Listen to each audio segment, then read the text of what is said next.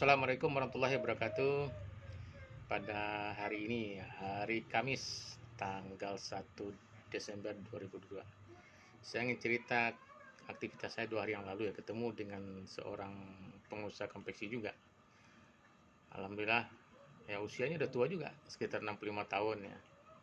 Saya lihat wajahnya ya kelihatan lah, apa namanya, sudah tua gitu. Tapi orderannya banyak sekali ya. Apa yang menyebabkan orderannya banyak? Nah, ini yang perlu saya bahas ya. Jadi ketika saya ketemu dengan mereka itu, dengan orang tersebut, saya lebih banyak bertanya gitu. Pak, sehari-hari berapa yang bisa diselesaikan jahitan?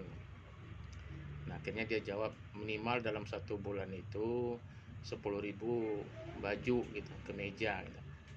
Saya juga tanyakan upahnya berapa, ongkos ke karyawannya berapa penghasilan karyawan juga. Ya, sangat terbuka lah gitu. Jadi kenapa sampai bertanya gitu? Saya pas lihat ketemu orangnya ini aneh juga nih, aki-aki pegang TikTok gitu. Jadi kok orangnya pegang TikTok? Nah, udah tua. Pak, kok main TikTok sih Pak? Udah tua Pak.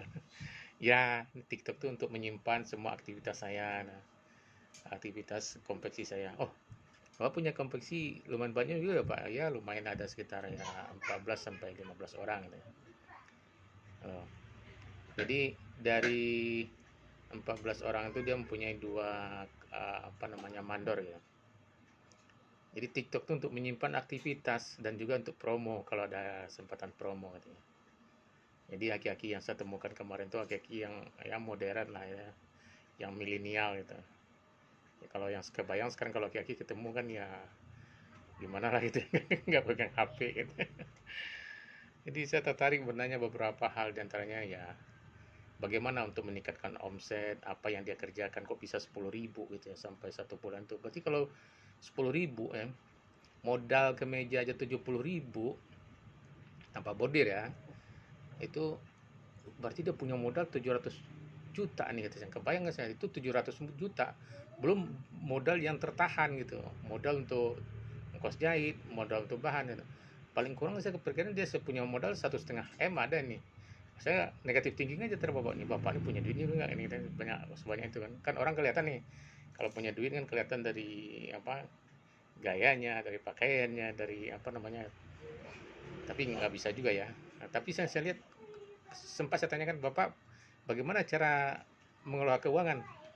Saya juga selama 5 tahun usaha ini katanya saya juga apa, mencari investor juga ini. Ada investor bagi saya.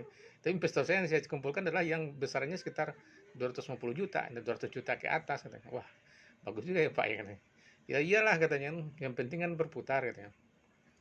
Jadi dia berjualan online dan itu pasarannya juga lumayan banyak ya, sampai ditunjukkan apa namanya, berapa penjualan onlinenya setiap hari gitu. Ini yang perlu kita contoh nih, seorang aki-aki yang udah tua ya. Ya tapi ya dia nggak menjalankan hal tersebut, tapi dia menjalankan oleh sama adminnya juga anaknya dia gitu. Ini yang perlu kita contohkan semangat dia untuk berjualan online gitu. Tapi yang saya lihat adalah dia ada kolaborasi antara si pemodal dan si pekerja gitu, dan si yang punya ide gitu. Nah, bagian persentasenya saya juga nggak tanya berapa detailnya, tapi yang paling kurang katanya 4% dapat lah katanya. Si pemilik modal tiap bulan katanya, modalnya nggak habis, tapi eh, berapa yang terjual kan ketahuan tuh katanya 10.000 piece. Gitu. Nah, kebayang saya kalau misalnya kita memang kalau memproduksi jumlah banyak ya, kita bisa membeli bahan dengan lebih murah gitu. Kita bisa mengerjakan apa, upah karyawan yang lebih murah. Jadi semua biaya bisa ditekan gitu. Berbeda kalau kita hanya bikin 10 potong, 20 potong, itu nggak bisa ditekan, susah gitu. Kita harus beli bahan gitu kan. Itu ongkos transportasi ke Tanah Abang paling kurang 250.000 itu sekali jalan kan. Terus kalau buah potong juga, orang motongnya sekali potong misalnya 300 lembar atau 200 lembar, itu motongnya cuma 10 lembar, 3 lembar gitu. Beda lah kok biaya proses produksinya gitu. Makanya ini perlu kolaborasi antara si pemodal uh, dan si pekerja itu punya ide gitu ya, punya usaha gitu. Nah, saya kebayang di tahun-tahun 2024 ini ya, saya lihat Yang penting bagi orang itu adalah kaos yang murah gitu ya, kaos yang apa, nyaman dan murah gitu. Nah, solusinya apa? Ya cari bahan yang murah gitu. Cari bahan yang murah ya cari apa? Cari bahan kantau gitu. Bahan kantau itu apa ya? Bahan yang jablak, yang proses produksi, yang gagal produksi gitu. Pasti ada gagalnya gitu ya. Nggak mungkin barang dijual murah ya. Tapi kualitas oke yang nggak akan ada itu sejarah gitu ya.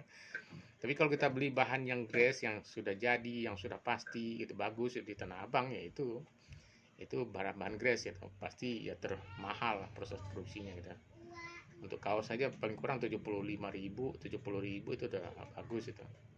Tapi kalau kita memulai dengan modal besar ya, kita misalkan contoh beli bahan biasanya 140.000 ya, kita beli bahan kantong harganya 90.000, kita udah selisih 50.000. Kita beli misalkan 200 kilo, ya berarti kita udah untung 10 juta, 10 orang udah untung 10 juta dulu kita dalam pembelian bahan gitu. Nah, ini yang perlu dibicarakan ya. Bagi teman-teman yang tertarik untuk investasi apa namanya kaos untuk persiapan pemilu 2024 ya, apa aja kebutuhannya itu harusnya dibicarakan direncanakan dari sekarang nih. Apa yang dapat kita kerjakan dan apa yang tidak dapat kita kerjakan ya. Kalau enggak ya kesempatan ini akan selalu diambil sama orang gitu. Sama pemodal-pemodal lain ya. Itu yang terbayang bagi saya. Nah, sementara kita setiap kegiatan, setiap aktivitas perlu modal. Oke teman-teman, semangat terus. Assalamualaikum warahmatullahi wabarakatuh.